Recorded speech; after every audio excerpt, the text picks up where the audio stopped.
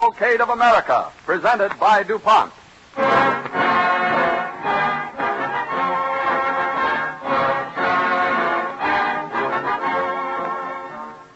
Here it is, almost Christmas, and what a holiday season it is.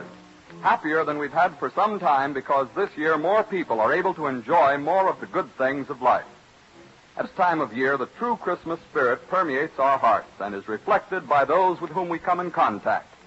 In many cases, this spirit finds expression in Christmas gifts, and every holiday season brings us new things, gifts that are even more beautiful and more serviceable than those of previous years.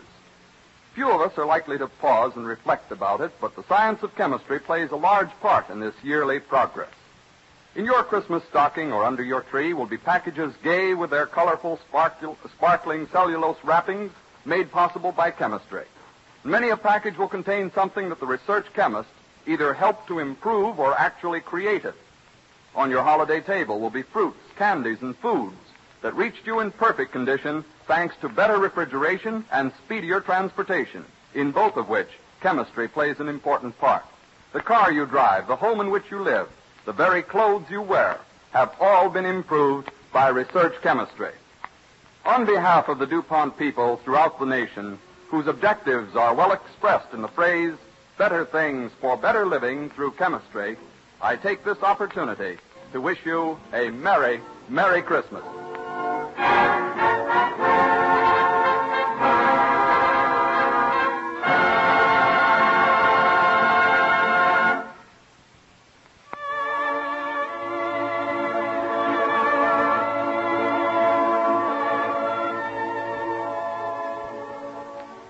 This evening, the Cavalcade of America pays tribute to one of the most beloved women of all time, Madame Ernestine Schumann-Heink, a great artist and a great humanitarian. The part of Madame Schumann-Heink will be sung by Helen Oldheim, prima donna contralto of the Metropolitan Opera Company, and played by Jeanette Nolan. The orchestra is under the direction of Don Voorhees.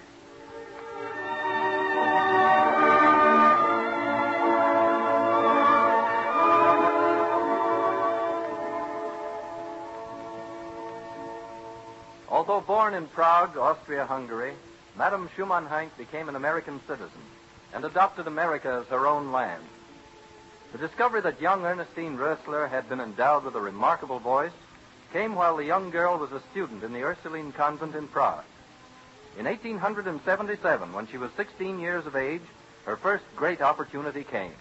The famous tenor Labat, impressed with her voice, arranged an appointment for her to sing for the director of the Imperial Opera in Vienna.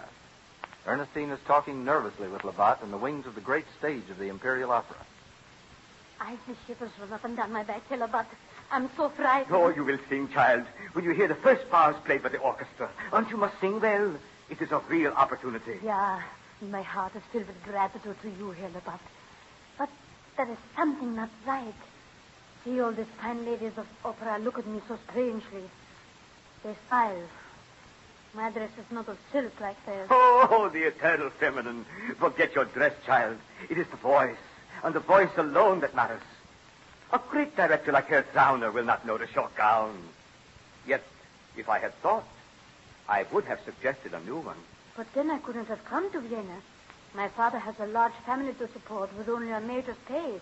It was his friend, the rich Field Marshal Benedict, who gave me 50 gulden for the journey. Never could I have bought a silk dress, too. Oh, it will not matter. Ah, the director signals. Courage, child. Forget this great opera house. Forget everything and sing from your heart.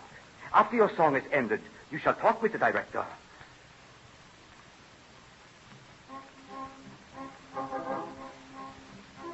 Hellebat, my throat is dry. Oh, I wish I was safe at home. I cannot sing. The music, Ernestine. The drinking song from Lucrezia Borgia.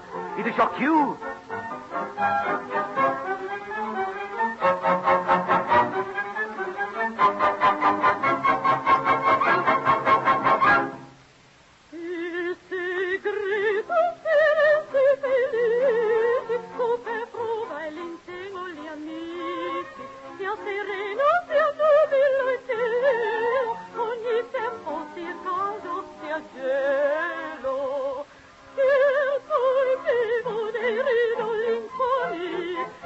Donne del futuro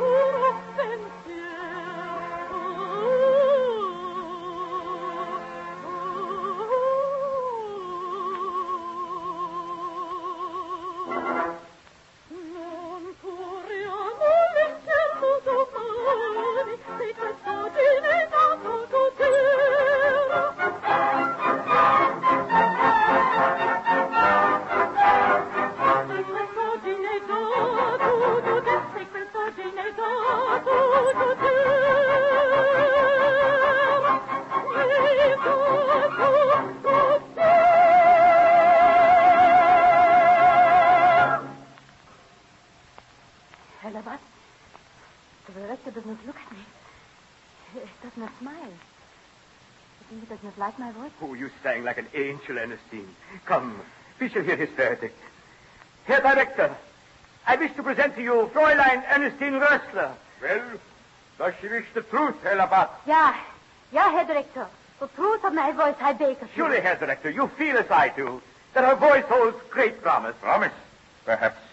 But why do you bring her to me? Why bring such a girl to the Imperial Opera in Vienna?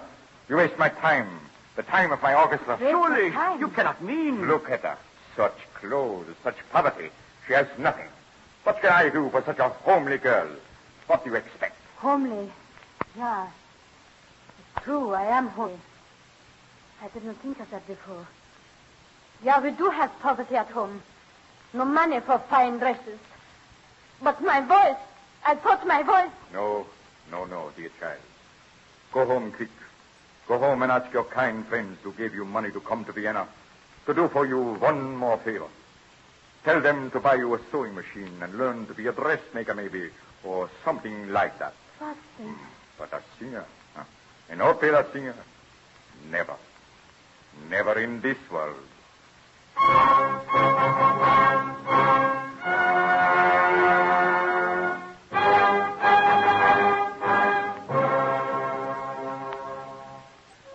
But within a few months, a second opportunity came. Ernestine Rössler was invited to sing for the director of the Dresden Royal Opera. And this time she was engaged at a small salary. Then followed years of hard work, singing small parts, first in Dresden and then in Hamburg. Next, her marriage to Heink, the birth of her first 4 children, the difficulty her husband had to support his family, and then the difference in their temperaments, their agreement to separate. And the prospect of a leading operatic role was growing dimmer with every passing year. For the prima donna of the Hamburg Opera, Madame Goetze, was a contralto like Ernestine Heink and a bitter rival of her young potential competitor. One night at the Hamburg Opera, a half hour before the curtain was to rise on Carmen, with Ernestine singing the small part of Mercedes, her friend and fellow singer Marie Kauer burst excitedly into the dressing room. Ernestine, have you heard? Marie, you're red in the face. Have I heard what? Oh, such confusion, such a battle.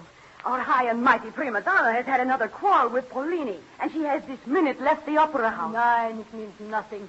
She will come back. She always does. Yeah, this time it seems serious. And who will sing Carmen? I tell you she will come back. Each scene like this with Polini, he enjoys. He admires her temperament, gives her another advance in pay. Yeah, but Ernestine, Polini was truly in a rage. And she has gone, I tell you. And I tell you she will come back. Marie, you and I make a great mistake not flying into those rages like Goethe. I myself have many faults. First, I am homely. Not homely, Ernestine. Yeah, homely. They told me that years ago. And second, I learned all the parts like a goose. Big parts and little parts I learned. I shall be an old lady before I ever sing a big part. And the biggest fault of all, I do not tear the hair of everybody in the opera. A prima donna must do that, it seems. Enter. Ernestine, it is the director, Herr Polini. Heink, can you sing Carmen? Carmen, did you say, Herr Director? Yeah. But certainly. Can you sing Carmen tonight, in half an hour, I mean? Tonight? Oh, yeah, tonight or any other night, Herr Director. Did you ever study Carmen? With my teacher when I was a girl, I studied it by ear. By ear, did you say? But I have watched every Carmen, Herr Director. I tell you, I shall sing Carmen tonight, or I shall die on that stage. Such trouble. Well, make ready, Heink, make ready. Find the costume. There's no one else. You must sing it. My anger with Goethe was so great, I told you could sing it as well as she. I promise you I shall sing it, so that even you will be pleased. Do you think I have waited all these years for my chance, only to disgrace myself? Nein. Have no fear. Well, you have less than half an hour to make ready, Heink. And I have less than half an hour to be the laughing stock of all Hamburg.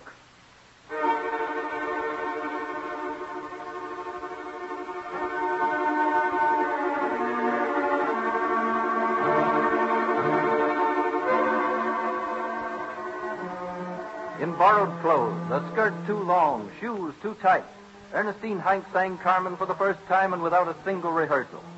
In the wings, the director Polini waited for the verdict of the audience and shuddered. And in the opera house, music lovers, devotees of the prima donna Goetze, waited for the habanera and doubted.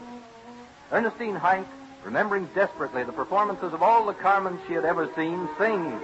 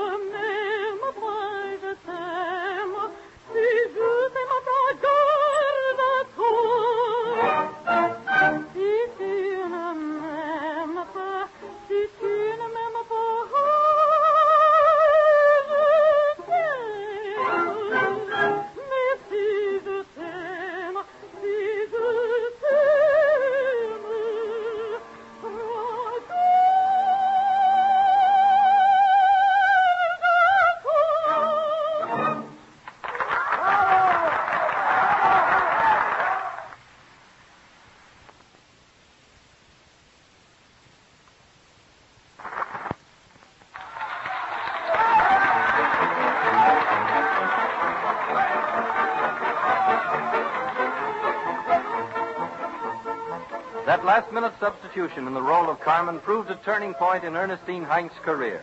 She soon became one of Germany's leading soloists.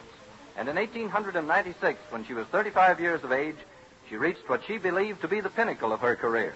She was engaged by Cosima Wagner, widow of Richard Wagner, to sing the leading contralto roles at the Wagnerian festivals in Bayreuth. Her fame was now assured throughout Europe. The next season, while she was singing in Vienna, there occurred an incident which Schumann-Heink was to cherish to the last day of her life. Now the concert in Vienna has reached its close.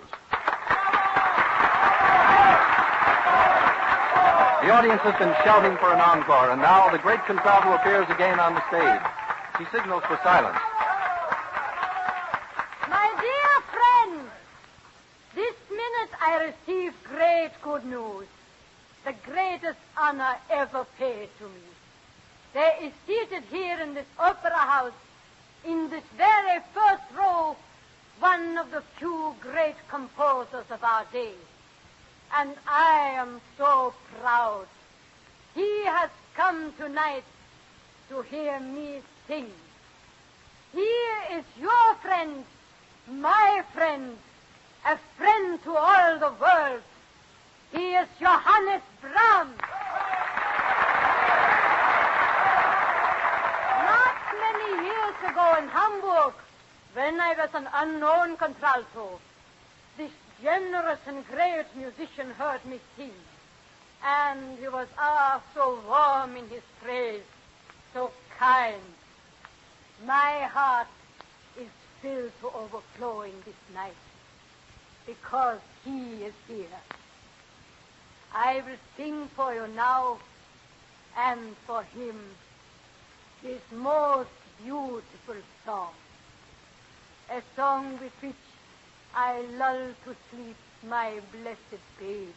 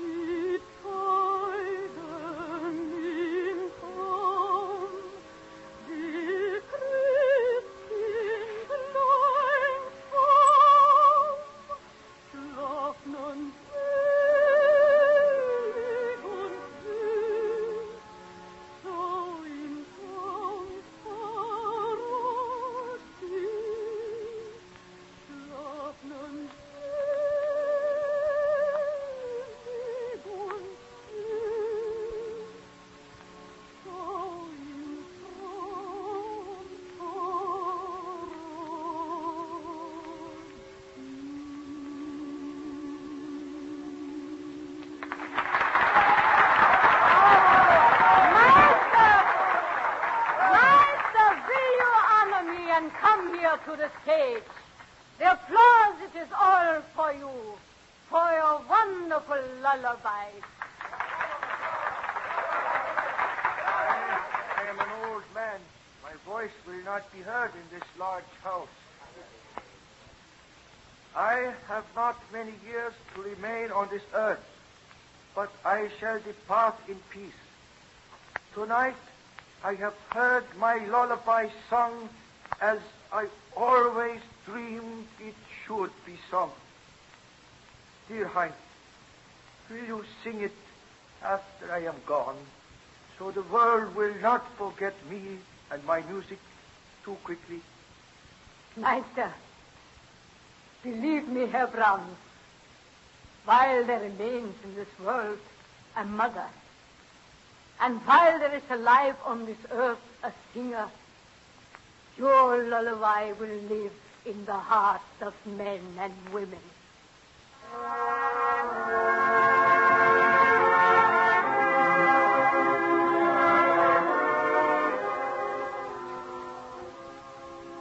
In 1898, Schumann-Heink signed a contract with Maurice Grau, impresario of the Metropolitan Opera in New York, and with her second husband, the actor-manager Paul Schumann, she set sail for the New World, America.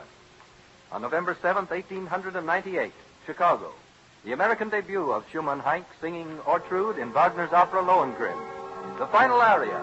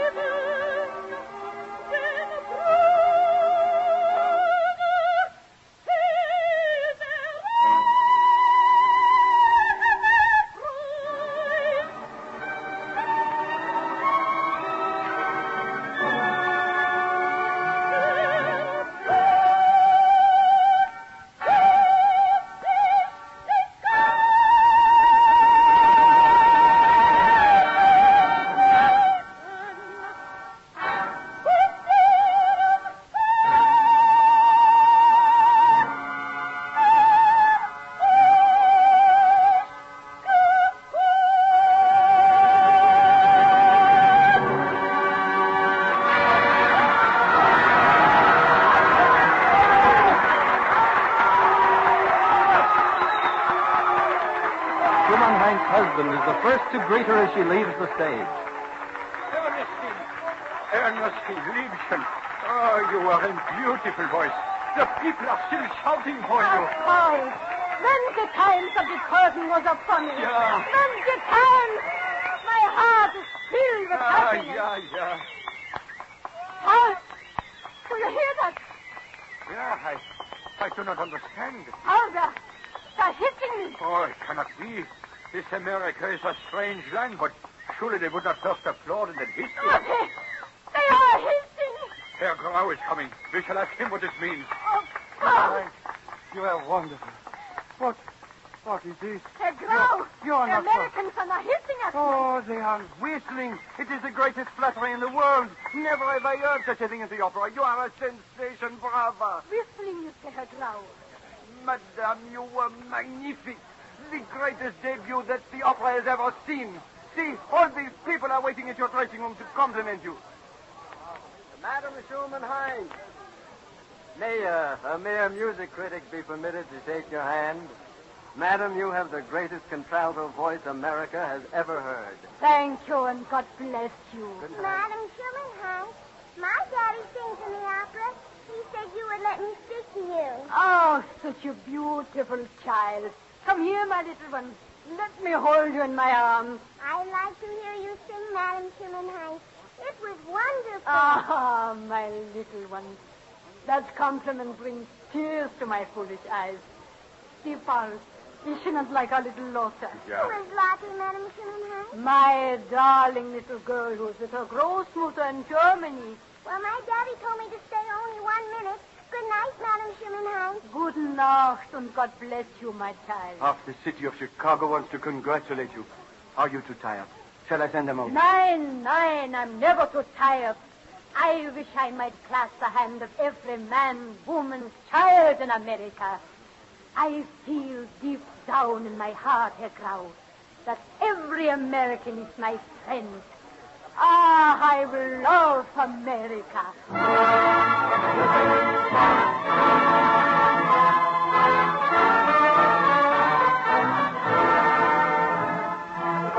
Madame Schumann-Heink's youngest child was born 4 weeks after that triumphant Chicago debut.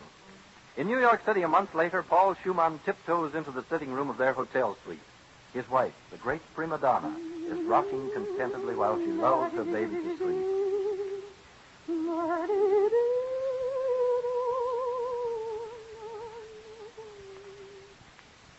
Paul, is it you? Yeah. Walk gently. Is the baby sleeping, Jeannie? Yeah. See, Paul. He sleeps with a smile on his sweet face. Yeah. It is as I told Great Johannes Brahms that time in Vienna. His lullaby belongs to every age and to the babies of all nations. An immortal melody. Yeah. Our little American baby loves Brahms just like my other darling German baby. Our American baby. One might think we had adopted our child in this country. Aber nein, Paul. I have adopted America. The day I stepped from the boat, I felt I had come home. And Paul, now at last I have the name for our baby. Oh, I am glad. Such worry over a name. You have not slept for nights thinking about it, Jeannie. We shall name him George Washington. George Washington? Yeah. Do you not agree? George Washington Schumann. Our American baby shall have the name of the first great American president. It is fitting that it be so. And I shall be American forever. This is my land. But, Paul, when I rock to sleep my little George Washington, he shall hear always the lullaby of the great Brahms. Music is international. Like a mother's love, it speaks every language.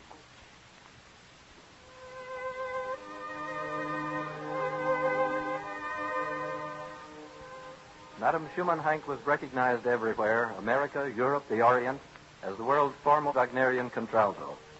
But to the American people, there are two simple songs which will always be identified with her name. One is Brahms' beautiful lullaby. The other is equally beloved. Schumann-Heink's presentation of this song has become one of the most cherished traditions of radio. On each Christmas Eve, Mother Schumann-Heink sang this song. Those who heard her will never forget the vibrant warmth of her voice. They felt her genuine love and sympathy for all mankind as she sang the beautiful Silent Night.